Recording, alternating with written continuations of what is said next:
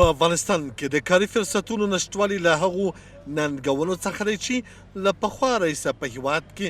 ژورې ریښې لري او د دې لامل شوی چې د هیواد ګڼ شمېر ځوانان او لوستي کسان ناقانونه کډوالۍ ته مخه کړي خو د کار موندلو په موخه نور هیوادونو ته سفر کول اسانه نه دی او ډیر کسان په خطرناکو او پیچلو لارو کې د مرګ ښکار شوي او یو شمېر نور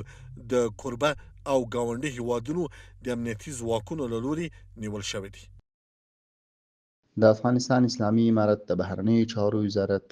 په ځانګړي هدایت او په متحده عربي اماراتو کې د افغانستان اسلامي امارت د لوی سفارت د پرله پسې هڅو په پایله کې د متحده عربي اماراتو د دولت مشرتابه د دغه هیواد د ملي ورځې په مناسبت شاوخوا 108 تنه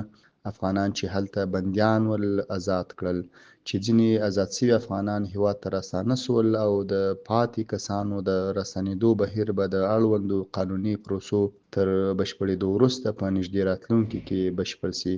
د بهرنیو چارو وزارت د متحده عربي اماراتو د دولت او اړوندو ادارو له همکارۍ او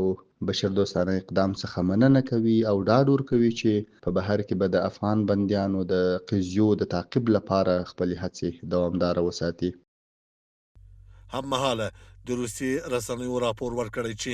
د افغانستان د قانوني کاري ځواک د روسیې ته د لیږلو په اړه خبرې له اسلامي امارت سره روانې دي. روسیه د ترانسپورت، ودانیزو چارو او کرنې په برخه کې د کاري ځواک له کمښت سره مخامخ دی. این پروسه ادامه پیدا بکنه طبعا ما دیگر شاهد فقر و بیکاری در داخل کشور نخواهم بود و همچنان دیگر مهاجران و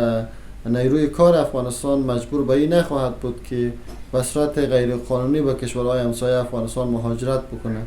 بلخوا د کار او ټولنیزو چارو وزارت وایي چې د نړۍ یو شمېر هیوادونو سره د قانوني کاري ځواک لیږلو او په کوربه هیوادونو کې د دوی د ننګونو حل لپاره خبرې شوي او تر اوسه په دې برخه کې شته ستونزې هواري شوي هم دي. چې په دې وروستیو کې د قطر شاهي دولت سره یو تفاهم هم ترلاسه شوی ده. د دې ترڅنګ د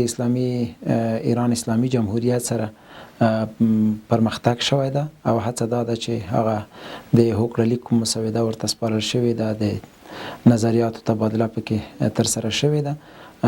هیله من یو چې په نږدې راتلونکي کې دغه تفاهم هم ترلاسه کړو. د دې ترڅنګ په سعودي عربستان، روسیه، عربي متحده اماراتو او عمان کې هم د افغان سفیرانو لخوا هڅې روانې دي او په هغو پلاوو کې چې د افغانستان د اسلامي امارت په استازولۍ باندې یا د هیوادونو ته ځي د کار او ټولنیزو چارو وزارت استازي هم پکې وي ترڅو په یادو هیوادونو کې میشت افغان کارګرانو ستونزو ته هم رسېدنه وشي. دا په داسې حال کې چې اسلامي امارت تل د هیواد په کچه د کاري فرصتونو د رامنځته کولو هڅو یادونه کړې او ویلي چې د هیواد د مهمو اقتصادي زیربناو د بیا رغونې لپاره په اقتصاد محوره سیاست کار پیل کړی دی.